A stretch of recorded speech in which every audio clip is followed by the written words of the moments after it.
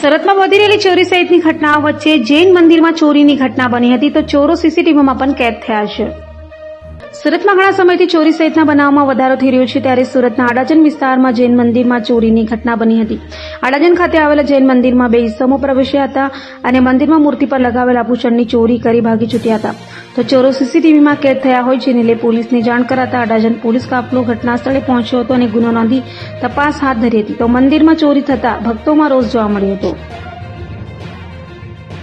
Adajan police station વિસ્તારમાં રામજી મંદિર ઓવારા પાસે જૈન દેરાસર આવેલું છે। એમાં જે ગુરુજીનો જે પાવન જગ્યા છે એમાં ગઈકાલે રાત્રે બે ઈસમોએ પ્રવેશ કરેલો છે અને એમણે જે દાનપેટી હતી એ દાનપેટી તોડી અને એમાંથી રોકડ રૂપિયા અને જે બે મંદિરમાં જે મૂર્તિ લગાવેલી છે એમાં આઈબ્રોમાં સિલ્વર કલરનો આઈબ્રો લગાવેલી હોય છે સિલ્વરની ચાંદીની, તો બે આઈબ્રો લઈ અને ચોરી કરેલી છે।